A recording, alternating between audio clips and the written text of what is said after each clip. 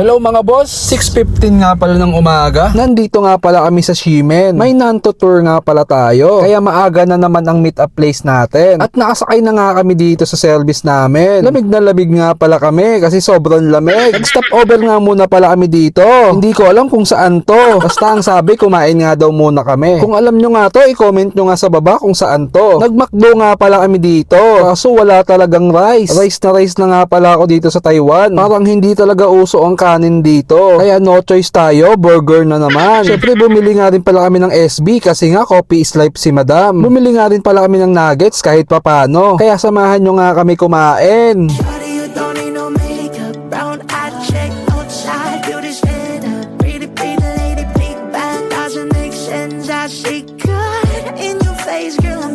Pagkatapos nga namin kumain, pumunta na kami sa sasakyan. Ang next stop nga pala namin dito sa may Cherry Blossom. Mag-picture nga daw muna kami dito. Mabuti nga hindi pa nga naglalagas tong Cherry Blossom dito kahit papano may naabutan. Napakaganda nga dito mag-video tsaka mag-picture. 20 minutes nga lang pala kami dito kaya alis na rin kami. Kaya biyahe na nga pala tayo ulit. Ang sakit na ng puwet ko, kakaupo. Dito na nga pala tayo sa The Old England. Mag-picture nga lang daw kami dito. Ang ganda nga pala dito ng hotel. Ang ganda nga rin ng view dito, para ang nasa Baguio. Minto nga rin pala kami dito. Hindi ko alam kung saan to. Ang nakalagay nga dito ay National Forest Recreation Area. Basta yun na yun, napakalamig nga pala dito. May lumalabas na nga palang usok dito pag nagsasalita. Pagkatapos nyan, mas malamig nga pala dito. Sa may Hehuanshan Mountain nga pala to. Ang hirap bigkasin. I-type ko na nga lang pala. Nasa 4 degrees nga pala ang lamig dito. Kitang-kita nyo naman kung gaano kalamig. Ang alam ko dito nga yung nag-i-snow dito sa Taiwan. Month daw ng December tsaka January. Hindi nga pala kami tumagal dito kasi sobrang lamig talaga as in. Kaya ilang minuto lang bumalik na kami sa sasakyan. Pagkatapos nga niyan, nandito kami sa King Jing Farm. Dito na nga daw kami magla-lunch. At tuwang-tuwa nga ako, may nakita akong rice. Kaya yun nga talaga agad in order ko. Fried rice with shrimp nga pala to. Tikman nga pala natin kung masarap.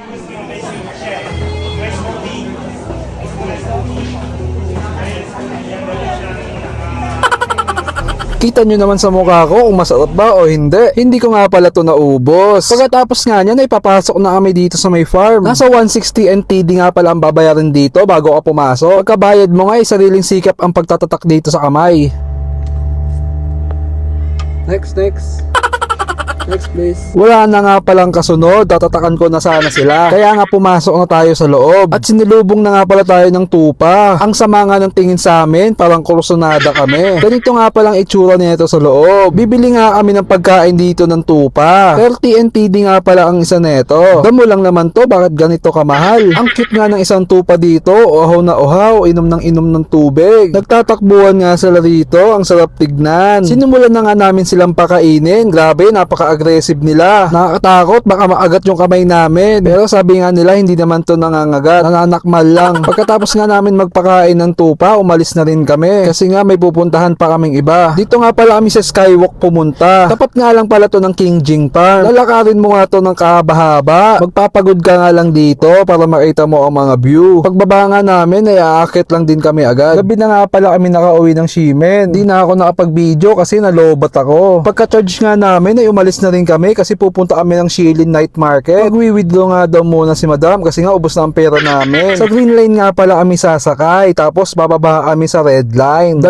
train nga pala ang sasakyan namin. Ngayon naman nandito kami sa red line. Pagsakay nga namin dito, tayuan kasi nga ang daming sakay. Sa Jiantan Station nga pala kami bumaba. 5 minutes na lakad nga pala to papuntang Shilin Night Market. Pagdating nga dito, may nakita akong check. Parang sumasakit na naman ng paa ko. Siyempre sisilip tayo para mapacheck natin tong paa ko. Ang ganda nga netong Sabrina na to. Napaka-solid pati presyo. At paglabas ko nga sa check-up, kumakain nga pala to. Si Girl Tanghulo. Ito nga pala ang Shilin Night Market. Hindi nga kalayuan, bumili na naman ng tanghulo. Bumili nga rin siya ng corn dog. Napakadami nga rin pala ditong kainan. Ang susunod namin kainin itong Xiaolong Bao. Quality nga pala to. Ito naman ang next naming binili. Parang wrapper nga siya na may chocolate nga lang. Kaya tikman natin kung masarap. Masarap din naman to kahit papano. Nag-Thailand drinks nga pala kami ulit kasi nga masarap pinatikman namin. At syempre nagtanghulo kami ulit. Napaka-solid nga pala talaga nito kaya paulit-ulit kami bumibili. Uuwi na nga pala kami kasi nasa 10 PM na. At pagod na nga pala kami kakalakad. Hanggang dito na nga lang po pala. Paalam!